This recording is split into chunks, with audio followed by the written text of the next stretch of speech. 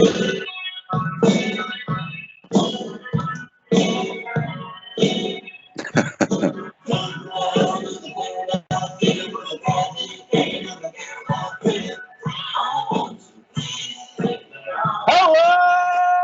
Hey, everybody! How we doing? Lulu? Doing all right here, man. How are you doing today? I'm Tonight. doing tonight. Yeah, you weren't doing pretty hot on Sunday night. I'm sorry about your small margin of loss there. Although there is still time for stat corrections. So There are. I am ever so hopeful. Robbie, watch out, man. I think they go through tomorrow. I don't know what time, but I will be refreshing and refreshing and refreshing some more. Oh man, I could just see you like not sleeping, refreshing every half hour throughout the night. Nah, I've come to terms with it. It was a sad loss. Yeah. A disappointing one. But it's okay. But it's okay. It's only week 3. And now we're in week 4. We got you got some wins under your belt too. Like I don't know what that feels like. Nine more 9 more weeks to go. So the season is young. Yes. There's a lot to happen still. Lots to happen. Bye weeks start this week, and teams are going to be scrambling. So it'll be interesting to see what we got going on. Let's do our usual weekly recap. Take it away, good sir. Looks like Nuketown beat the Double Doinks, 140-125. Good win, Danny. Way to start. Yeah. Way to come back after being in the 0-2 club. Mm-hmm. And now we have a new team name, Gordo. Nuke did break today that he is dropping his holdout. He is coming back. So, as I posted today, Austin Eckler is on the trading block. Gordo did take you down only by 11. So, hey, Josh, you put over 100 points. That's a valiant effort. 111. I've been steadily going up, I guess. Terry Single took down too many Cookz, 134. I believe that's the 3rd highest score this week. Well done, Scott. His team is looking scary now. Yes. Circa de Browns took down Howard the Ducks, 145, 113. Chet, well done, sir. And then that just leaves my matchup that we've already touched on. God damn it. 122.48 to 122.42. I've never lost by so close. I've been chatting with a couple of you guys. I literally just need a stat correction yard. I need 1 yard rushing or receiving to win by 0.04. So it's and it could go the other way too, where all of a sudden like you're losing by even more. Like you don't know what's going to happen. But well done, Robbie. Well done, Robbie. That was a battle for first place, and you took it down. Wow. Interesting enough, I lost to Robbie by 0.06, and Scott is now in second place by 0.06 points. Fun fact. So interesting. Very interesting. Well, let me just give you a small little recap on our pick'ems then too, because I left the sheet from last week, and I've got all but one game wrong. You and I differed on two different games last week. You got the better half of those two. So out of 15 games, you've got 10 out of 15 correct. Nicely done. And I only have 8 out of 15 correct. Just more than half.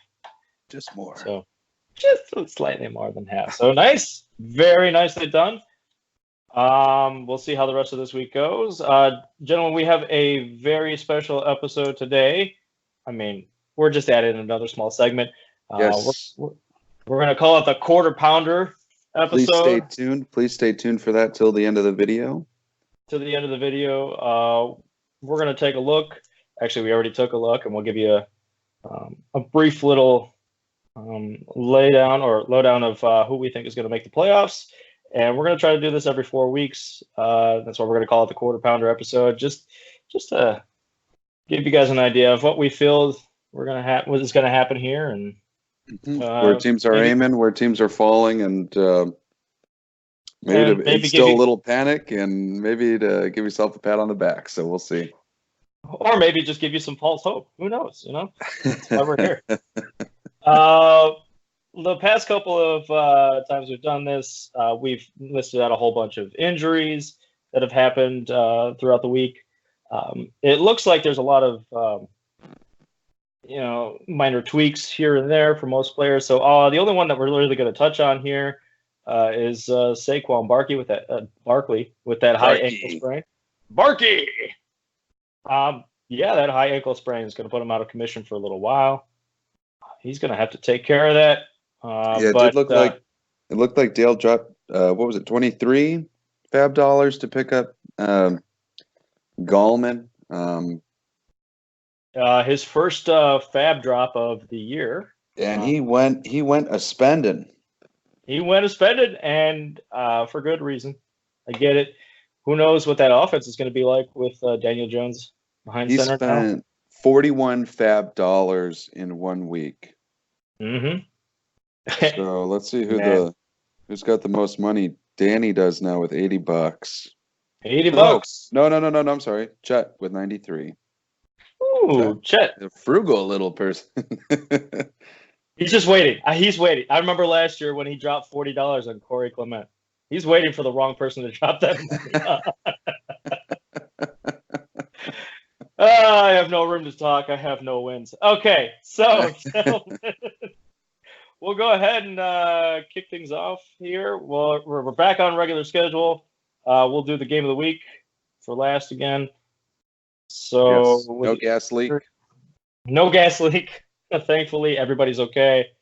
So we'll go right to it here. I'll start off with the Double Doinks Bluets versus Kerryon My Wayward Son. You guys are two very strong teams here. Let's start up with the quarterback matchup. We've got Tom Brady versus Phillip Rivers. Tom Brady, he's had a cakewalk throughout his first 3 weeks. He played Pittsburgh, Miami, the New York Jets. Mm-hmm. Honestly, his defense took care of everything for most part. So, he hasn't really had to do much. This might be the first week he has to do anything against Buffalo. Although Buffalo's stats are a little bit inflated because they themselves have played the Jets, the Giants, and Cincinnati.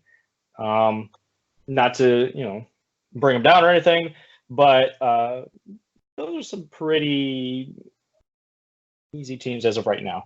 Mm-hmm. So Tom Brady could keep things going the way he has been, or who knows, maybe they actually might give him a little bit of a struggle here. But it's not going to be any kind of competition to what Phillip Rivers is going to have versus Miami. Phillip Rivers has been flirting with 300 yards a game so far. He's found weapons in Austin Eckler and Keenan Allen. And last week Keenan Allen had, 16 targets? He's averaging 14 targets. The dude is scary. The dude is scary for fantasy right now. Very scary. And he's a flex play. He's a flex play. You go wide receiver heavy, you're gonna get the right ones. That's for sure. The right one. It's Miami. We all know that Miami's given up. I'm handing this one to Phillip Rivers, just on a silver platter here. Wide receivers, Calvin Ridley and Tyler Lockett coming up to bat for the Double Doinks. Calvin Ridley versus Tennessee. Tennessee, they were just kind of picked apart by Minshew. Love Minshew. That was a surprising one. It really was. They left my defense with 1 point. Those guys. Mustache Minshew took him apart. DJ Chark that had himself a very good game. Calvin Ridley last week only had 1 catch for 6 yards on 1 target. But he's had 17 targets in 3 games. He's had 2 touchdowns this year. It's going to be fine. I think he's going to get another touchdown. He's going to have a couple more looks. Tyler Lockett, he's the number 1 out there. He's starting to split looks with really good. Yeah. Yeah. Oh, he's phenomenal. I mean, I know he's splitting looks with Will Disley and DK Metcalf, but like Tyler Lockett's just great. Arizona has given, they're rated the middle of the pack here on Yahoo, but they've allowed 10 receiving touchdowns on the year so far. Fire up Tyler Lockett for sure, loving it. I just don't think these wide receivers are going to be comparable to Julio Jones and Amari Cooper. You have a great set of wide receivers, Louis. Julio Jones, he went 8 for 9 last week, 128 yards, a touchdown. He's had 30 targets on the year so far, almost twice what Calvin Ridley has. Ridley's there for support. He's the legs holding up the table, which is Julio Jones here. 4 touchdowns this year. Like, the man's a beast. I expect him to continue to be a beast. Like I said, Tennessee was picked apart. Give Julio Jones some credit here. Amari Cooper versus New Orleans. New Orleans defense held their own last week against Seattle. They got 2 picks that really changed the game. But Amari Cooper's averaging 7 targets a game. He has 4 touchdowns himself on the year. He's the clear number 1. Like, if it's not going to Zeke, probably going to Amari. I'm giving you the advantage with the wide receivers as well as your quarterback here. Coming up, yeah, you're doing great on that. And now we're coming to, I think, one of your more shaky areas here. We got Todd Gurley and Kerryon Johnson. Todd Gurley, man, he has been averaging 15 rushes a game. He's got limited targets, though, and that's where he has really shined in the past few years. He's been able to balance. He's been a dual threat. He's gotten 1 target, 4 targets, 1 target in the last 3 games. This is a stout run defense as well. They're going up against Tampa Bay. Tampa Bay was the one that shut down Christian McCaffrey. Let's not forget that. And then the very next week, they shut down, for the most part, Saquon Barkley. Like, these guys have a surprisingly stout run defense. If he doesn't get involved in the passing game, Todd Gurley's not doing anything. Sorry to say, man. But that's fair. You're going to have a little bit more hope here with Kerryon Johnson. He's playing Kansas City. They are bottom 10 with the run defense. I think it's Vegas's highest odds for scoring. I think they had a over-under was like 53 points or something like that. So, I agree. I think Kansas City, whoever they're going to be playing against, they're going to make them work because Kansas City is going to go out to an early lead, and whoever they're playing is going to have to crawl back, fight back, and that's what's going to happen here. Luckily, Kerryon Johnson is going to get involved in the passing game. He hasn't had just real limited. Real limited. He needs more targets. I think he's going to get it here because they're going to be fighting back. But it's just not going to be as consistent as the other running backs in this game here. Mark Ingram versus Cleveland. The man is crazy good, crazy efficient.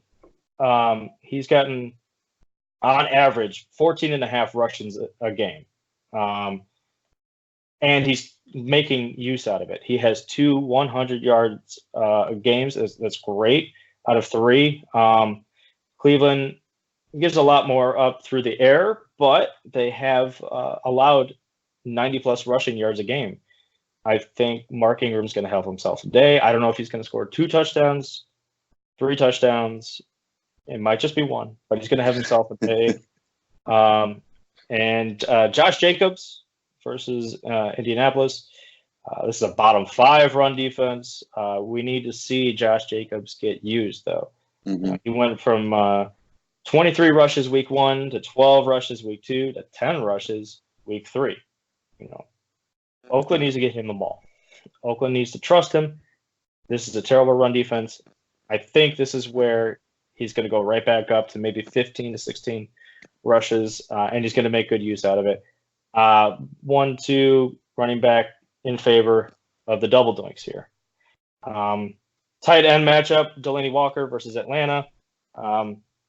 Delaney Walker, he's getting used. He's got 6 or more targets a game.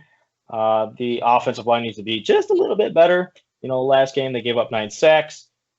Mariota just looked like, he just looked horrible. Everything looked horrible. Somehow he threw for 300 yards that game. I don't know how. But Delaney Walker is getting a good portion of those targets every week. It's just not going to be compared to Evan Ingram. Dude, you got a good tight end. They're playing Washington. Thanks. I've been working out. Working out, man. Yeah. Like Washington, we saw them with the Bears. They're bad. They gave up 3 touchdowns in 1 quarter to Taylor Gabriel. Daniel Jones looks like a great backup, or at least a great starter now. Yeah. They don't have Saquon Barkley. I don't know how much Wayne Gallman's going to be involved. I think Evan Ingram, give him the same usage, give him the advantage in tight end position here. And the flex, Cooper Kupp, he's becoming one of Jared Goff's favorite targets here. I don't know. Tampa Bay, like I was saying, they're pretty good defense. I don't see Cooper Kupp being the only guy that is utilized to try to beat this defense. I think they're going to utilize all 3 of their wide receivers here to try to get the advantage. I don't see this favoring one receiver or the other. So I'm giving you the advantage with Austin Eckler because I think he's going to be the only one, or this is going to be his day. It's his last hurrah, so. Exactly. This is going to be his last hurrah. Why not go out with a bang? Just even without a touchdown last week, he put up 11.6 points. It's Miami. Need I say more right now for his last hurrah? Like, we saw what he did the first 3 weeks. I'm giving this advantage to you for the flex. Butker is not going to be as well utilized as Gostowski, in my opinion. I think Tom Brady and company may get down there a lot, and Gostowski is going to be called upon. And I'm giving the defensive advantage to the double doinks. I just think Cincinnati is getting a little bit more careless than Kyle Allen there. If it was still Cam Newton behind center in Carolina, I would have probably given you the advantage of defense, but I'm giving the advantage here to Pittsburgh and the double doinks. Overall, I'm giving you the win with a margin of 10 points. I've got a couple of bold predictions here for you. Gostowski, like I said, I think they're going to get down there a lot. Gostowski's going to put up 20-plus points this game, probably from long field goals or just all field goals. Who knows? For the double doinks, my bold prediction, I've looked at their bench, not to say that they're not playing their optimal lineup.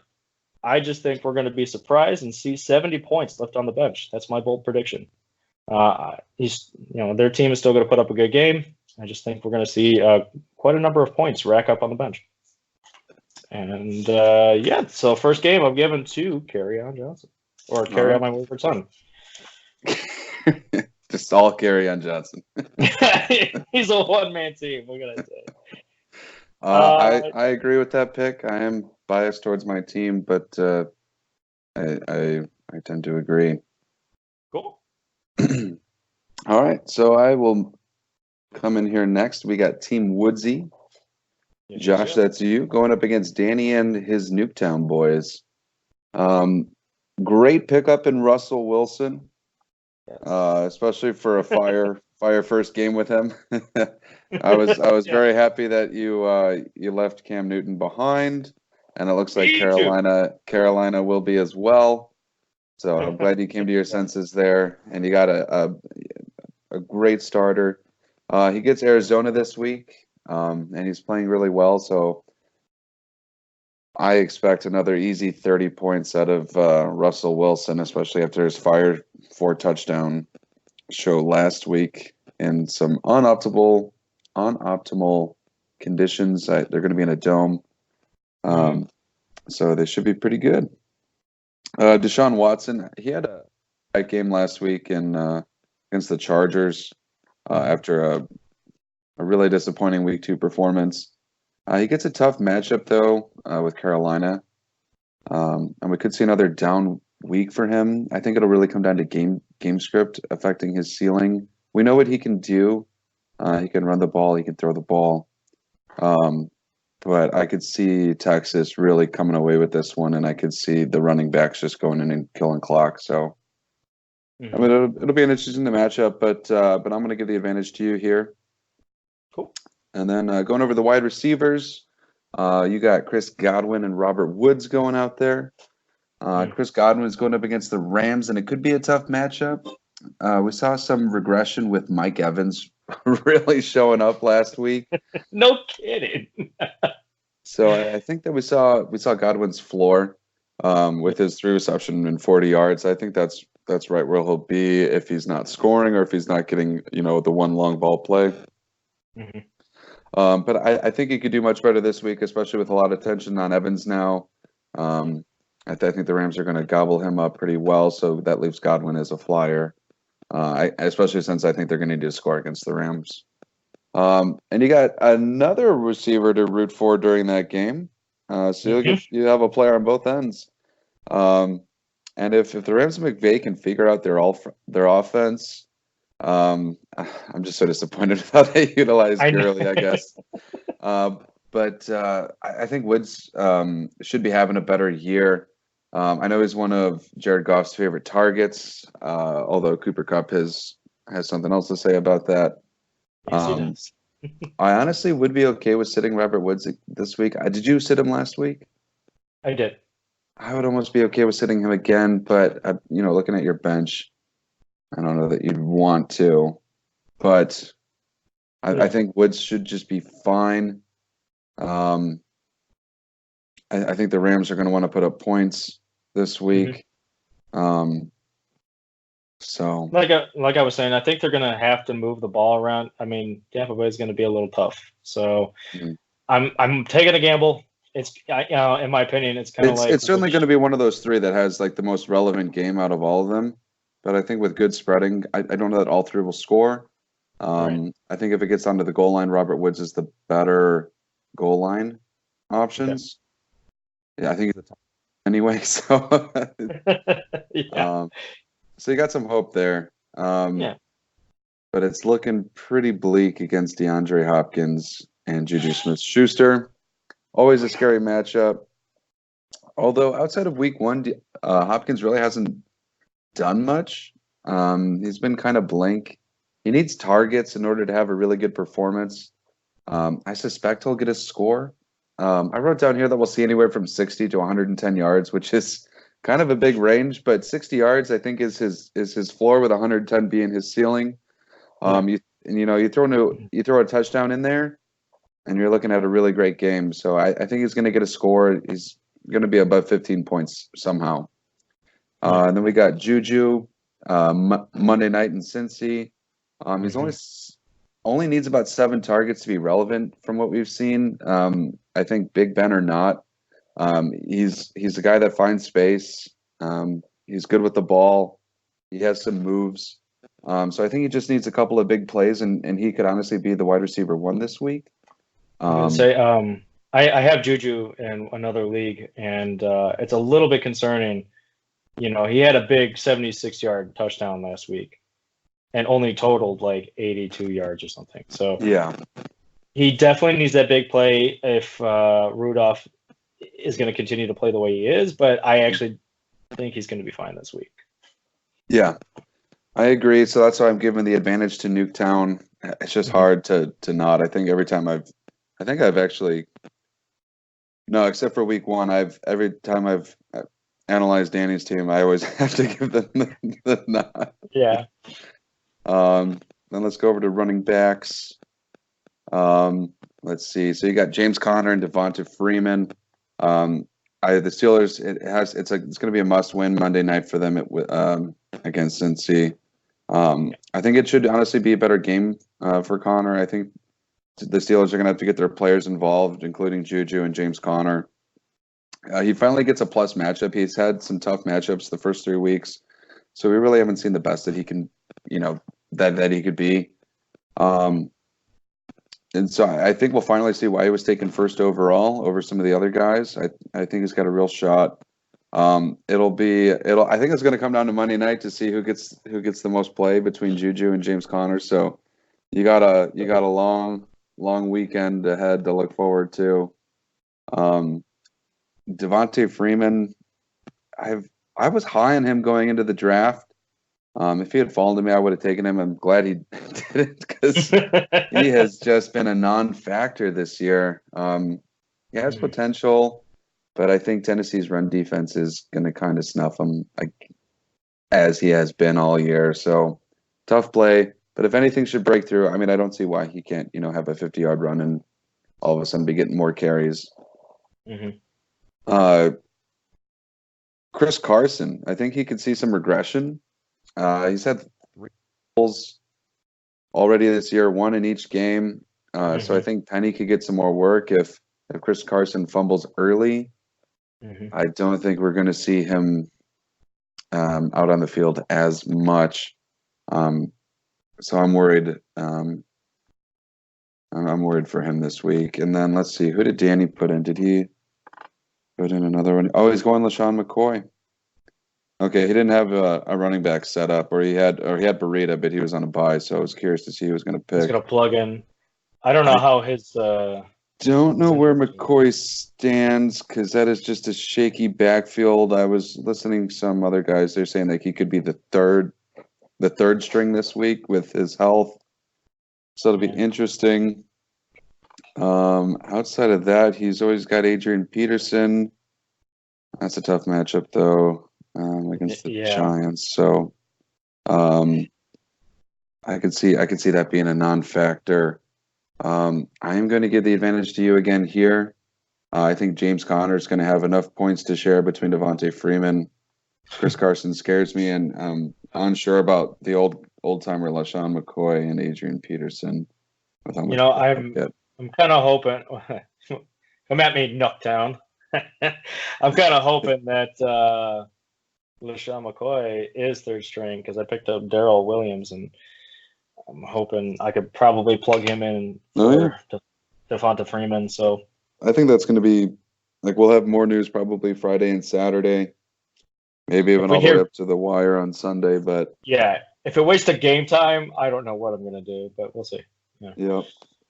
Moving on over to tight ends, we had an empty bench spot for him as well with Kittle on the bye week. I think that only helps you with Travis Kelce.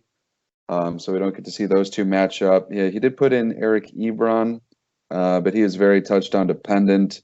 Kelce is a yard gobbler, and he's been just a fine play this year. Kelce has been. At any moment with Mahomes, I think he could go off. He's had a steady floor. I think he's been like 10, 12 or something like that.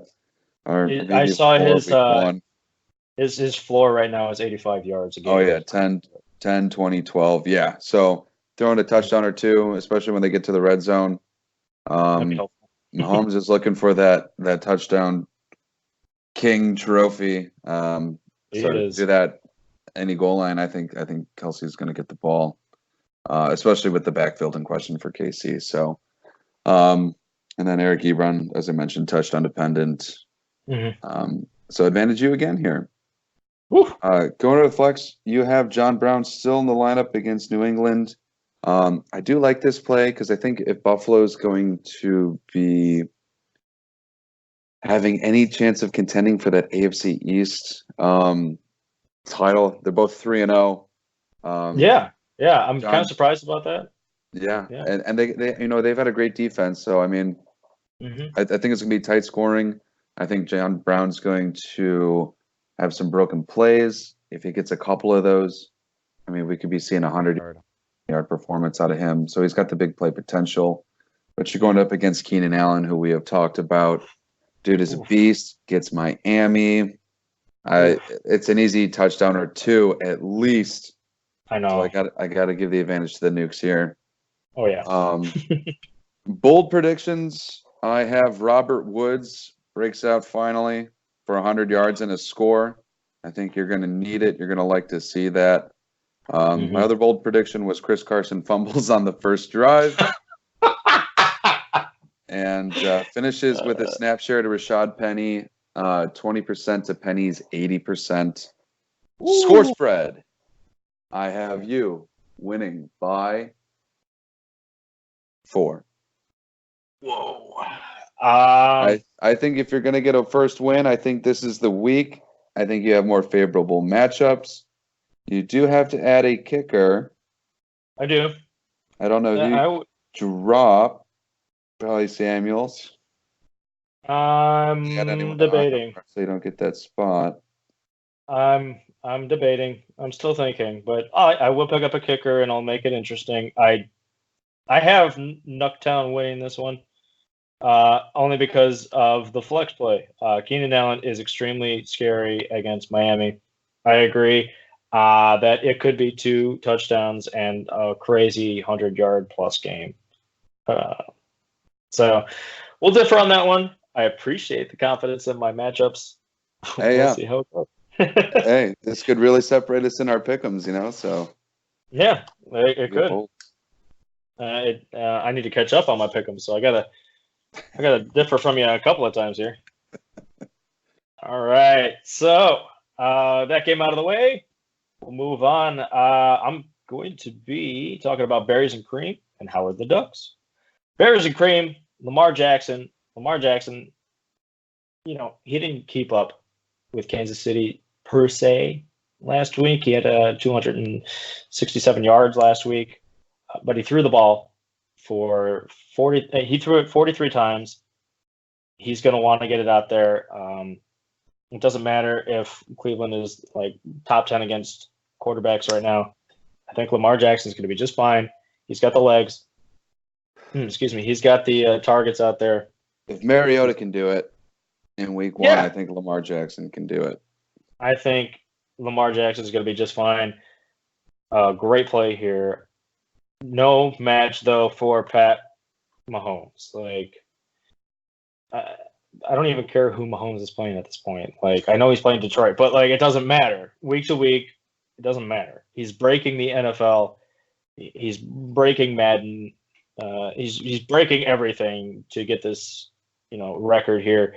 And it doesn't matter who he throws the ball to. Honestly, it's everybody's ball out there. It doesn't matter your wide receiver, running back, tight end.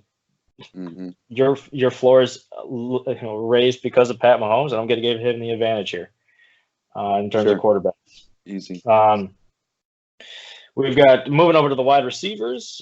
Julian Edelman for berries and cream versus Buffalo. We were talking about how Buffalo has a pretty solid defense, at least on paper, from what we've seen here. There is a rib injury, but there's I was just more. Going to mention that. Yeah, there is a rib injury. Doctors say it's going to be fine. There's no more Antonio Brown, so you got that going for you. Seems like he's just going to be the same old Edelman. Games without Antonio Brown, there's been 2 of them this year so far. He's gotten 10-plus targets in both of those games. I think he's going to be fine. He's probably going to need to get the ball more as well, because if this Buffalo defense is what we think they are, they're going to need to throw the ball a little bit more than running. So pair that up with Kenny Golladay versus Kansas City. It wasn't Kenny Galladay's day last week.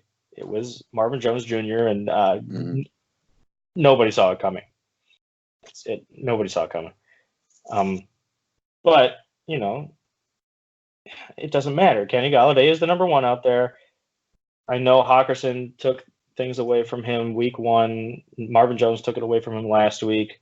Week 2 was a pretty good day for Kenny Golladay. Honestly, Matt Stafford's going to need to throw the ball a lot this game to try to keep up. It's going to be a good day for Kenny Golladay. I don't think it's going to be a fantastic day. No, I'm just kidding. It's going to be a fantastic day for him. It's going to be a fantastic Golladay. Oh, this guy. Man, drop the ball with these all the time. Marquise Brown going to the other side of the ball. Howard the Ducks. He's playing against Cleveland. Week 1, we were concerned about his participation, the snap counts. He went off on 4 catches week 1. We're like, but look at his snap count. Is he going to be the number 1? Is he anything relevant? Last week, he had 75. He was out there for 75% of the snaps. He was the highest, which is the highest of any wide receiver on the team. he is the number one. He is their guy. He still had 9 targets last week. I know he only caught 2 of them. Doesn't matter. Marquise Brown is going to get involved, and he's going to cancel out some of those points from Lamar Jackson. Michael Thomas versus Dallas. Looks like Kamara is the guy right now for Bridgewater to feel comfortable with. Michael Thomas got his share, but it just wasn't necessarily what we were all hoping for, or at least all Michael Thomas owners. Dallas has a really solid defense. They've allowed only 3 passing touchdowns, 3 receiving touchdowns on the year, and all of them have been from 10 yards away or closer. Is from what I'm seeing here. It's interesting. It's very interesting, and I think if they get down to that area, Kamara's going to be the first look. So, in terms of all of these wide receivers, I honestly think this is going to cancel out. There's going to be a wash on wide receivers in this game. Now, if we're going to go over to the running backs, there is. Do we even have to talk about it? there's a clear winner on these matchups here. When you have to plug in Latavius Murray as your second running back, you're going to have a tough time. He could snuff some goal line work from Kamara, though. I guess he had only 2 carries last week for 2 yards. And listen, he's not the. Everybody was saying he was going to be the equal balance, kind of like Ingram was to Kamara. I don't know if that's true. I don't know if it's just the flow of the game that happened last week. I don't know if it's Bridgewater behind center. I love how we have Kamara versus Latavius Murray here. It's going Kamara. There we go. Yep. And then the other matchup here is Marlon Mack at Oakland. James White versus Buffalo. James White wasn't playing last week. At least we have a little bit more point boost here for James White than Latavius Murray, in my opinion. Congratulations, when he James White. Yeah, I was about to say he took a week off. Congratulations, he's got a baby. In his absence, Rex Burkhead stepped up and got 17 touches. That's James White would probably have had like 10 or 11 of those, and he's going to be utilized again in this game with a tough Buffalo defense. Yep. But Marlon Mack, however, is playing Oakland. Oakland gave up 110 yards and a touchdown to Dalvin Cook. Yes, Dalvin Cook is a beast, but so is Marlon Mack. Marlon Mack the first week had 170 plus yards. He's had 61 touches in 3 games. Marlon Mack is the dude in that backfield, period. Running backs in favor of berries and cream. We got tight ends, Will Disley at Arizona versus Greg Olsen versus Houston. Greg Olsen, he's been really good. He's been utilized a lot. He was a main target for Kyle Allen last week. I don't know if it's going to really work out against Houston, though. They're only allowing about 4 to 5 fantasy points to the tight end position per game. While on the other side of the coin here, Arizona's given up the most points to fantasy tight ends. If we're talking about Hawkinson, if we're talking about Greg Olsen, if we're talking about, I think it was Mark Andrews. Let me just give you their stat lines here for those 3 games. Week 1, 6 catches, 131 yards, and a touchdown. Week 2, 8 catches, 112 yards, and a touchdown. Last week, 6 catches, 72 yards, and a touchdown. Will Disley is going to be finding that weak spot in Arizona's defense, and Russell Wilson looks to be okay throwing the ball here, and he's going to find him. So advantage tight ends go to the Bears and Cream. Then we're going to look at the flex position. Joe Mixon versus Pittsburgh. Pittsburgh has they're in the bottom 4 with the run defense here. And Joe Mixon has been seeing an increase in rushing. Week 1, he had 6. Week 2, he had 11. Week 3, he had 15 rushes. This could just continue with the more healthy he gets. I think that's going to happen here. Demarcus Robinson is on the other side of the ball here. He's playing Detroit on the flex position for Howard the Ducks. I know they're missing Tyreek Hill. Then he's going to be back soon. This is not the week he's going to be back. I know you're aching.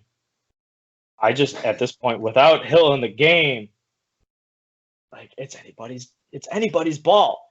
It doesn't matter. Like you saw DeMarcus Robinson go off one week. You saw Sammy Watkins go off another week. You saw McCole Hartman go off for a week. Kelsey has had 85 yards plus each game. Like it's going everywhere. I cannot guarantee this is going to be all DeMarcus Robinson, so I'm giving the advantage in the flex position to Bears and Cream, to Joe Mixon here. I'm just going to go ahead and say it. We're going to go give the advantage here to Bears and Cream altogether by a margin of 7 points. My bold predictions here, I've got Kenny Golladay going for 8 catches, 155 yards, and 2 touchdowns. Wow. Like I said, this is going to be a great game for him. Sure. Howard the Ducks, bold prediction for them. They have 2 Saints players going, Michael Thomas and Latavius Murray. I'm boldly predicting that combined, they're only going to score 6 fantasy points. And Michael Thomas is going to get 5 of those. Fair enough. So, who you got winning that game, sir? That one I am going to give to the Berries as well. Okay. Looking good. All right, so we're going to move over to... Oh, they're no longer guys. They are Gordo and Too Many Cooks. Starting out with Gordo, I need to make a change to my notes here. They got Matt Ryan going out there. I think he's a fine play against Tennessee. I don't think Freeman will be much of a factor, so Matt Ryan is going to have to throw. He does have 2 outstanding wide receivers in Julio and Ridley. Either one, or as we have seen, can go off. Just has to watch the turnover rate. I think he's got the most interceptions this year, so that's always something to be concerned about. He's pushing through it. He's getting good fantasy points regardless. Though, absolutely, yeah. Those yards are really helping him. Mm-hmm. Going up against Aaron Rodgers, I think he's got a plus matchup in Philly, but he has yet to throw more than 2 touchdowns in a game, which is surprising for Rodgers. I think this will be. I think it'll be his first. What did I write here? I think this will be his first game where he actually has over the 2 touchdown mark. It looks like I'm projecting about 3 or 4 even on the plus side. Okay. I'm just concerned that he has not looked like he has been. He doesn't have as many weapons, at least any name brand weapons outside of Devontae Adams, who we'll get to. But MVS has really stepped up. Rodgers said himself that he needs to get Adams and Jimmy Graham the ball more. So I think they could be throwing it a lot more in this game. I'm going to give the advantage, however, to... I put Gordo down for the advantage, so I'm going to stick with that. Nice. Wide receivers, we got OBJ and Tyler Boyd. OBJ has a plus matchup in Baltimore. He's 9 targets in each week. So he has over 30 on the year thus far. Another big play like they did against the Jets, and the dude will be a top 5 wide receiver for sure. Yes. Tyler Boyd, he is loving the AJ Green absence, which could be extended even longer now. And he's seen at least 10 targets in each week. Has a great matchup in Pittsburgh. Tough to say that he'll score, though, but I think he has a commendable week 4 on yards and receptions alone. And then that brings us to Sammy Watkins for Too Many Cooks. And obviously, he's regressed since week 1 after that magical week 1. Mahomes has been really throwing the ball around, and it's sort of a roulette wheel to see who's going to kind of come out on top. He has his target volume is there. He is getting the targets. He's on the field. He's the guy right now. I think he could have a great week. I'm projecting at least 1 score from him. Cool. And then we got Davante Adams. He's kind of pulling a Julio Jones from 2 years ago, where he's deciding to not get a touchdown for a while. I hope that breaks for Eric's sake. Pardon me. I think he breaks that trend this week. Okay. On Thursday night. It's going to be a fun one to watch, especially with Aaron Rodgers prescribing a squeaky wheel to Davante Adams by himself, basically by saying he's going to throw him the ball more. So I could see that happening for sure. So I'm going to give the advantage to the Cookz here. Okay. Running backs, we got Davy Johnson. He's not seen the workload that we're really expected to. And Kyler Murray has really been fudging it up for everyone on that team. I mean, he's had some yards, but I think the offensive line is just really fudging it up more than anything. Very true. I think I'll have a fine game, but I don't really see him totaling more than 100 yards, so he's going to have to get a score to be fantasy relevant. Aaron Jones, we got a lot of Thursday night guys going this week. Aaron Jones, the other running back, workload has been fine. It'll be a tough test with Philly in town. I like Green Bay at home, though, with Aaron Rodgers at home. And I think Aaron Jones will have a fine game. So I think we're going to see about 15 points from Aaron Jones pretty easily. And Man, I'm hoping this is not another boring Thursday game. That's all I care for. No, I wrote that down actually here. I think it is going to be a fun Thursday night game to watch. I hope so. I hope so, because I need some thrill on my Thursday nights. I don't want to turn the game off. Brings us over to Dalvin Cook, and this dude has been fire. He's had over 100 yards each game thus far, and I don't see that trend subsiding. I think he has another great game, even against Chicago. The dude's been getting it done. If they're gonna win, Dalvin Cook needs to go off. So, I'm still projecting at least 100 yards for the guy. I mean, how can I not at this point? Leonard Fournette's the other back there. He has the opportunity, or he has had the opportunity, and I think with Gardner under center, I think that really helps Fournette's opportunities. I think it does. Yeah, so, I mean, I think he'll have a good chance. Even at Denver this week, I think he should just be a fine play. However, I am going to give the edge here to Gordo. I think he's going to have two fine plays. I'm worried about Fournette. Dalvin Cook against the Bears. I think he still gets 100 yards. I don't know about any scores. Dalvin Cook is looking matchup proof for sure. He's going to get 100 yards. Yeah. Let's see. Tight end, I wrote.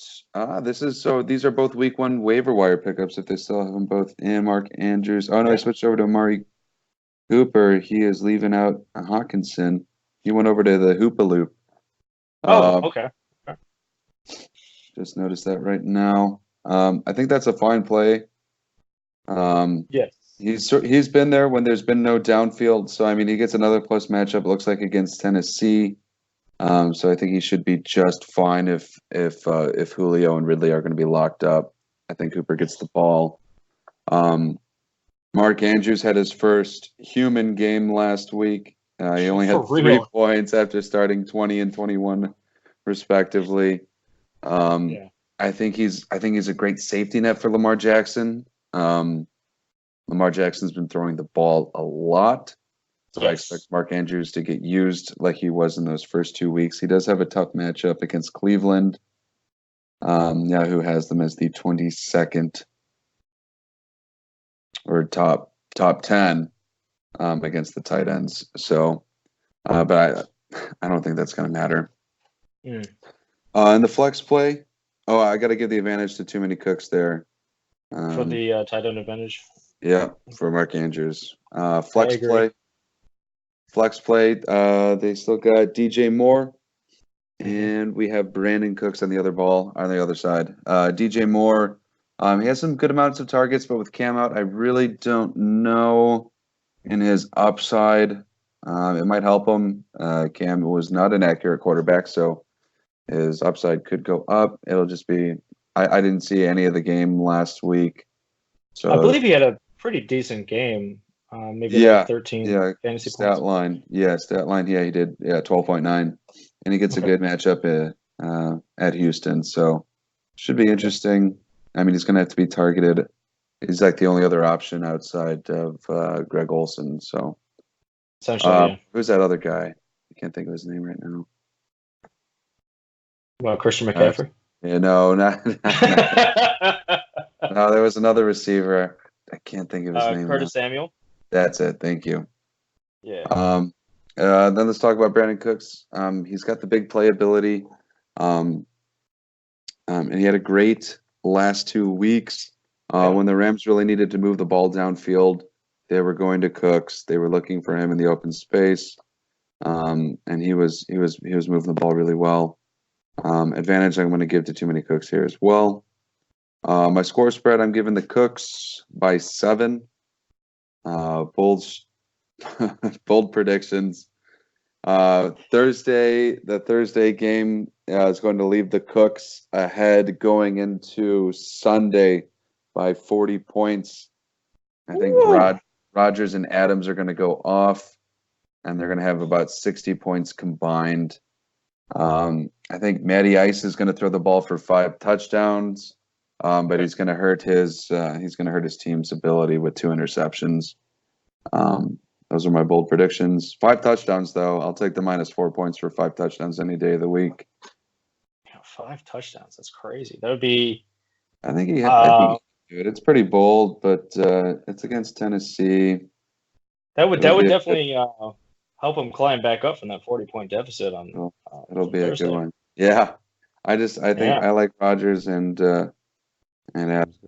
I mean, I think that Matty Ice will have a better game than Rodgers, but it's possible. Yeah, anything's possible. You've got a point there. I'm also going to take you said the Cooks, correct? I think that's one. Yeah, I think it's going to be closer. I said 7, but it might be even closer than that. It could be. I do like this is. I think Yahoo has this one as the closest game by their predictions, from what I remember here. But I'm not looking at the matchups because it's about 9. It's about a 9-point differential right now. Okay. As far as that goes, I like too many Cooks here. But if what they say is true, listen, Gordo will have Gordo very, very soon. So it looks like in terms of these matchups. Certainly if Matt can get away with a win this week, that'll bode well for him once Melvin comes back. Oh, absolutely. If he can manage that, was it? That would be 2-2. 2-2. If you can go 2-2 without Gordo, that's he'd be 3-1. 3-1. 3-1. Yeah, he's got 2 wins already. Woo! If you can go 3-1 without Gordo, that's something. So in these 4 games here, we only have 1 differential game. You're picking me to win, and I'm not picking myself. When we have difference here. Chatting with the boys here. If you see me doing this, because I'm trying to text everybody, letting them know, hey, we got 10 minutes left. We need a little bit more time, from what I'm hearing. So we're just going to go ahead and jump into what we had planned after the game of the week. Perfect. Calling an audible. Yeah, calling an audible. We're going to go Omaha, quarter-pounder standings. So, guys, we're going to try to do this about every 4 weeks. We're going to just put together what we think is possible here for the possible – I'm saying possible so much – for the playoffs. We went through the remainders of the weeks up to week 13. We're going to see – what we have come up with here, who we think is going to be the 6 in the playoffs, who the 4 are going to be in the Sacco tournament. Louis, what do you got going on here for your quarter-pounder standings? Yes. So I think current standings are Robbie, Ranicky, myself, Matt, Danny, Eric, Lyjack, and you, Josh. So So kind of difficult to look ahead. Some of you guys have weird lineups set. I think both Josh and I noted that, Eric, you have Le'Veon Bell sitting from week 6 out. Yeah. So I don't know if you just set your lineup till week 6 and then left him there. So that made making it really difficult. Yeah, we actually had to drill in on the matchups. I guess I will start off with playoff seeding. I was very biased when looking through, so I do apologize. I will get better. Maybe it's because I was sour after the loss or potential win, depending on when this airs. Yeah. We'll see. We'll see. So I have myself number 1 seed with 11 wins. I have Ranicky, 2nd seed with 10 wins. All right. Robbie, 3rd seed with 8 wins. Eric, right after that because of points with 8 wins. Okay. Matt, I have in 5th with 7 wins. And Danny will pull up the rear with another 7 wins. Okay. In the Sacco Championship, I have Josh, you are the number 1 Sacco seed with 3 wins. Lyjack, really hurting from the Hill outage, will only have 3 wins as well. Okay. Chet, I had finishing with 4 wins, and Dale, I had finishing with 4 wins as well. I didn't look at any of our power rankings. I know that's an option on the desktop, but I did not look at that. I just looked at simply the matchups where people are projected. These are going to change as injuries and waiver pickups and trades happen. Yeah. Barring any of those things, this is what we've come up with. Yeah, but rest of season should be pretty interesting. And we'll see the parity once you lay down your picks. So I think some of you can breathe, and some of you can start tightening up. Maybe go and tilt yourself and. Yeah, maybe I will. I don't know. Yeah, man. Barring some of these injuries or any random pickups that we'll have throughout, I actually have too many Cookz coming out on top with the only double-digit winning record here. He's got a great team. No, you're right. He's got a great team. I think it's just going to come down to some matchups, but good on you. You're in. Really, from both of these expert analysts, obviously what we say goes, and you're in. So, Louis, you come up 2nd overall with 9 wins. Terry Single, we got 8 wins, coming in 3rd, and have just a little bit more points than the Double Doinks. Double Doinks, I have you at 8 wins. Nucktown, I got you at 5th place, outscoring 6th place with 7 wins.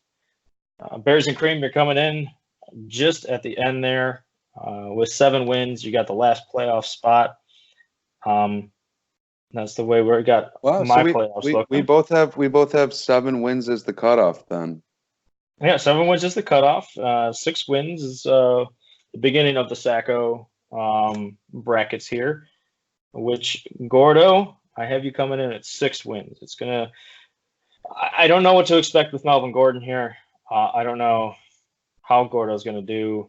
If he's gonna give it his all and try to get a good trade offer or anything in free agency or anything like that, or if he's just gonna say, I had to do this for contract. I'm only here so I don't get fined.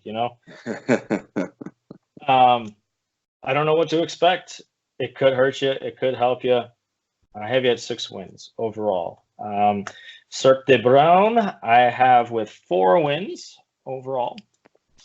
I also have Howard the Ducks with 3 wins. I found that interesting. I think Howard the Ducks are going to have a little bit tough time if they don't find any running backs. I know you're putting a lot of eggs in the Kansas City basket. You got the right eggs in that basket with Mahomes and Hill, but if you don't have any backup with your running backs, it could hurt. But you're still scoring more points than the number 10 seed, Team Woodsy. Number 1 seed in our hearts. Hey, much love. So that's the quarter pounder standings that we've come up with. Let's see if the boys are ready. If you want to play along, let us know what you think in the comments below. I don't think anyone's commented on any of our videos yet. Probably not. I'm still gonna push for it. I don't. Please subscribe. You'll be the first to know when a video drops. I don't have to tell you. I didn't tell anyone last week because I was dead tired. Oh man. So I hope you guys found. We were both dead tired. Looks like we have a visitor coming in here. Hey. Hello, sir. Welcome back. Hello. What is going on? The curse continues. The curse continues. Welcome back, Yes.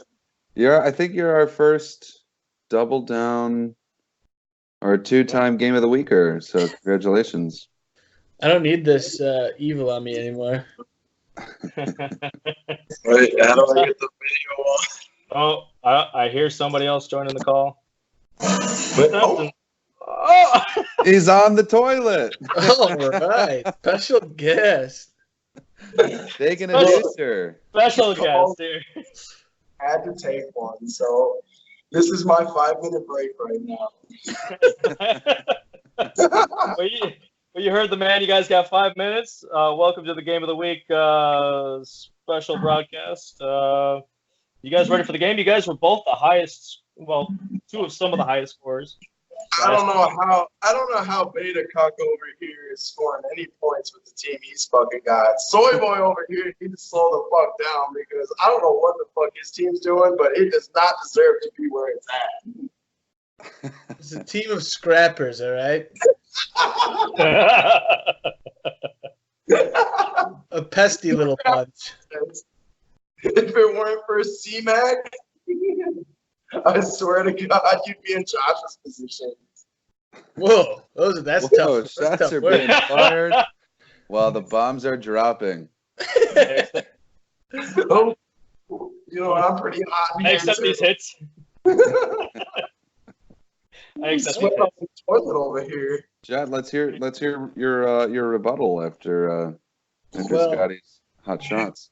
I first want to say that I was pretty upset this morning when I went through the waiver transactions because I also bid money on Gallman and I put $29 down on him, so I would have won that one.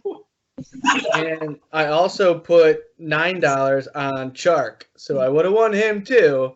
But then when I went to go add Baltimore's defense this morning, it says I couldn't add anybody because Tevin Coleman's fucking status changed from out to questionable, and he was ineligible on my IR spot.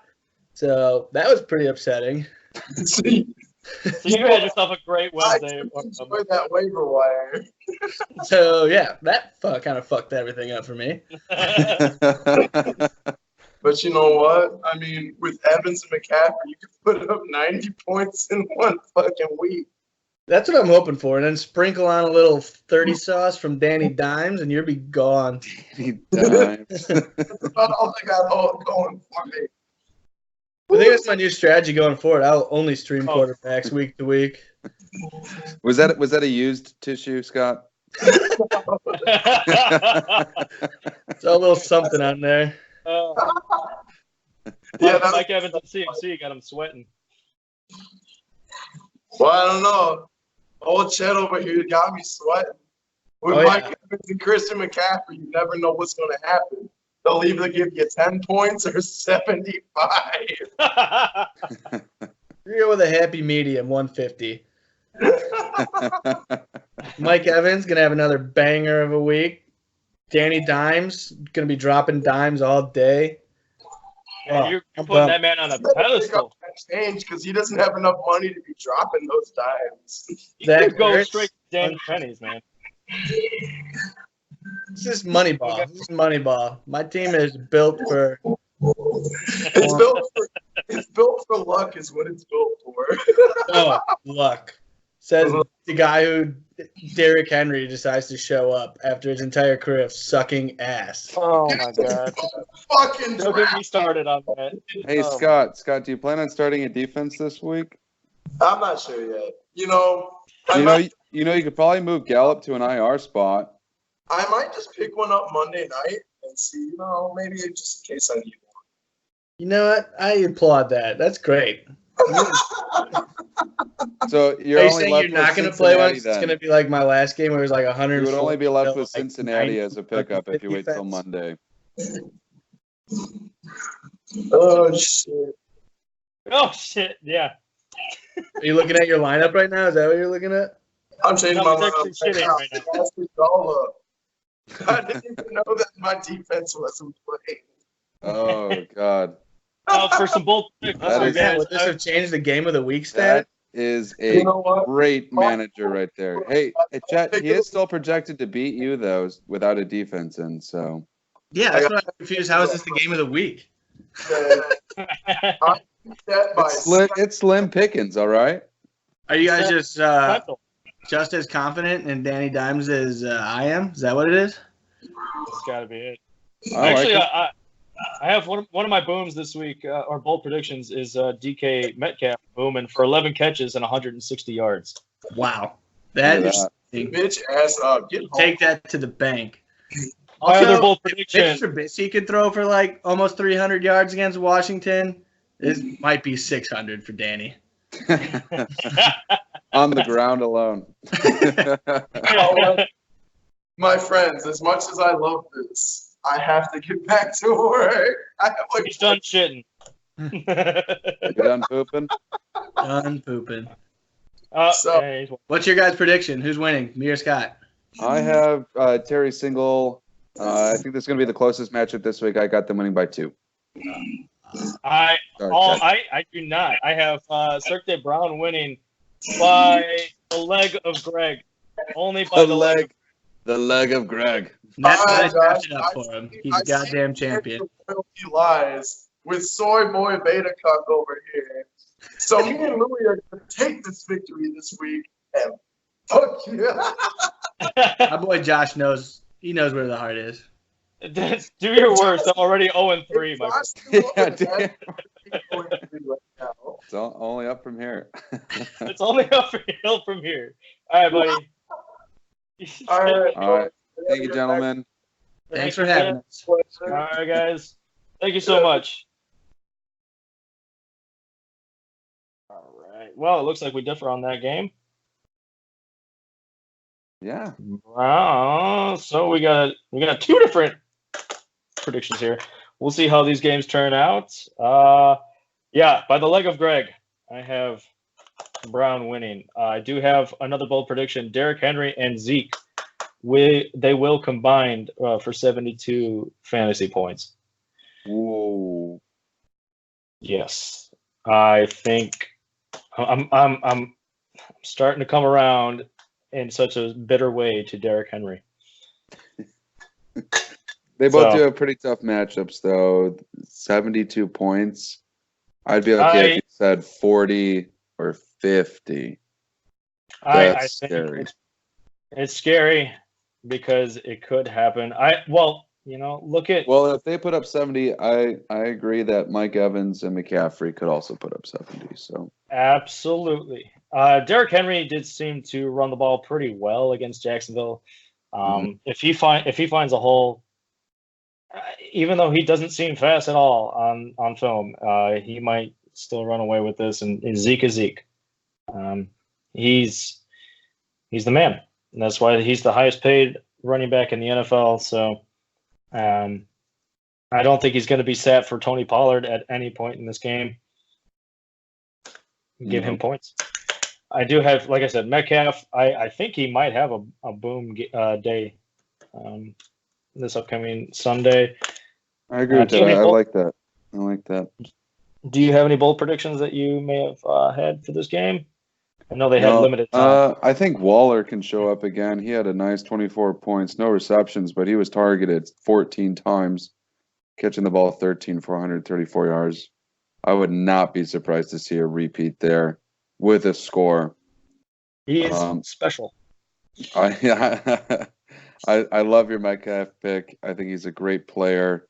John Ross will probably have 20 points in garbage time. I do not see them winning this one on Monday night, but he will be there to catch the garbage. Talk about a boom player this year.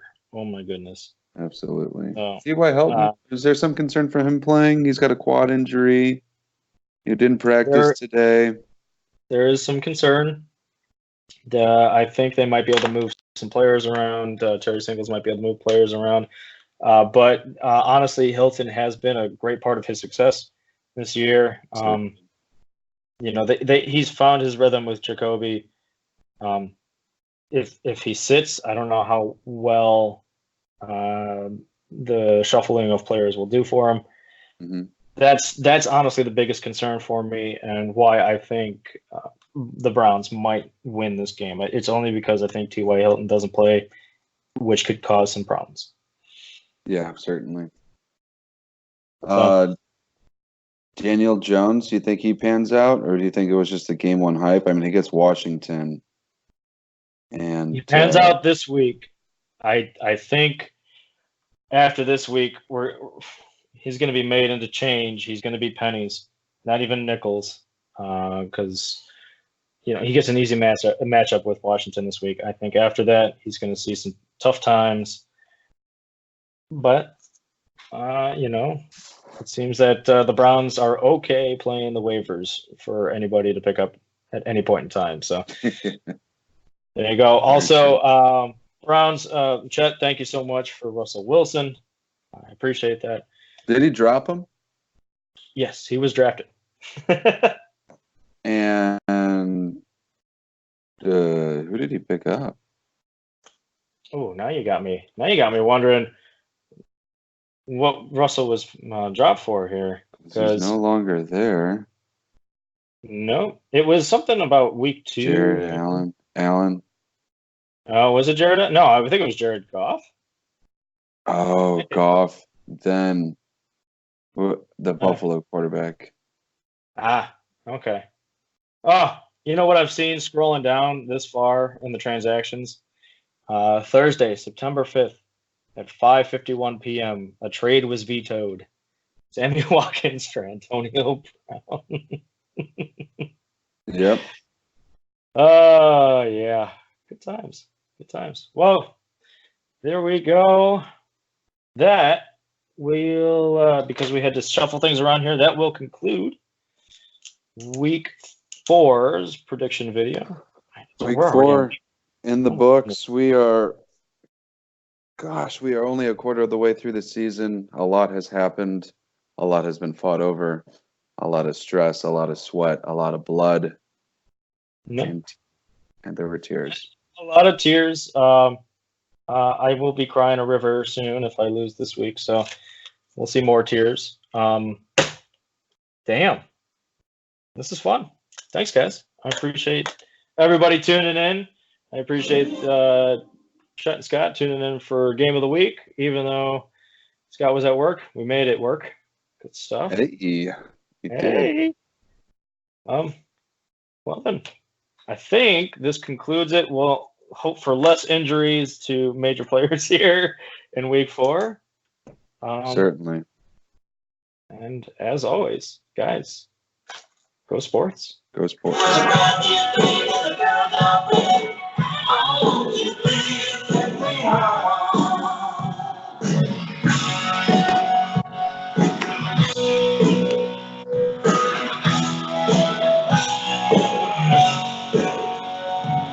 Also, Louis, congratulations. Thank you. I stopped. Did I? Apparently I didn't.